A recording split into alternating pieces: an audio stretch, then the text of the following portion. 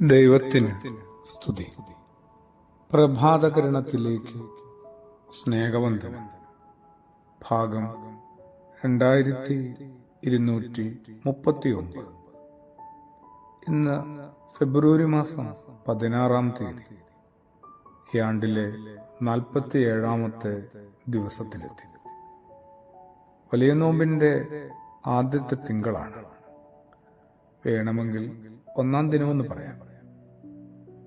ഒരു വലിയ ദൂരം തീർച്ചയായും സഞ്ചരിക്കാനും വലിയ നോമ്പാണ്. ദീർഘയാത്രകൾക്ക് പോകുമ്പോൾ പണ്ട് അമ്മ കെട്ടിത്തരുന്ന പൊതിച്ചോറിനെ നോക്കാം.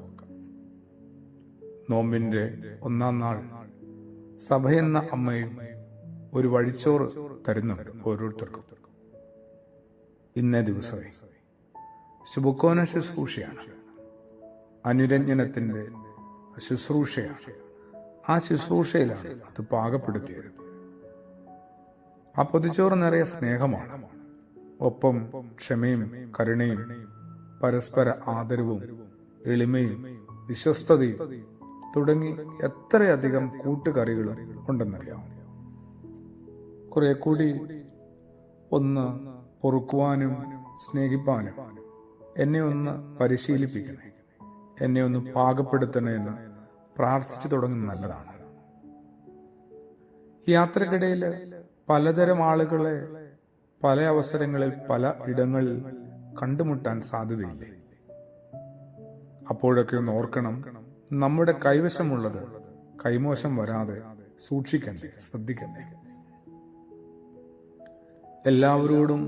എല്ലാവരും പൊറുക്കുന്നു എന്ന് വെറുതെ ഇങ്ങനെ വിളംബരം ചെയ്യുന്നൊരു ദിവസം കൂടിയാണ്. അതിനകത്ത് കുറച്ചും കൂടി ഒരു സത്യസന്ധത ഉണ്ട്. ഭൂമിയിലെ മുറിപ്പെട്ടവർക്കൊക്കെ സൗഖ്യം കിട്ടാനായിട്ട് ആത്മാർത്ഥമായിട്ട് പ്രാർത്ഥിക്കാം. മുറിപ്പെടുത്തിയവർക്കൊക്കെ ഒരു മാറ്റവും മാനസാന്തരവും വരാനായിട്ടും പ്രാർത്ഥിക്കാം.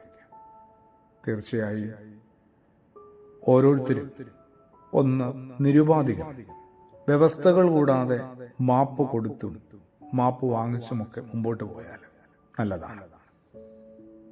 വിശുദ്ധനായ യോഹന്നാൻ ശ്ലീഹായുടെ സുവിശേഷം 4-ാം അധ്യായം അതിന്റെ 34 യേശു പറയുന്നുണ്ട്, എന്റെ ആഹാരം എന്താണ്?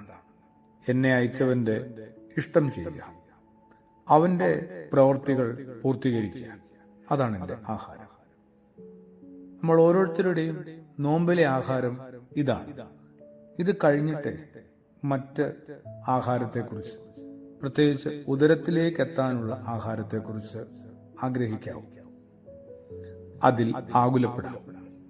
ദൈവത്തിന്റെ ഇഷ്ടം എന്തെന്നാരായാനും അത് പ്രവർത്തിച്ചു തുടങ്ങാനൊക്കെ ആയിട്ട് ഏവർക്കും ഉണ്ടാവട്ടെ നല്ലൊരു നോമ്പുകാലം.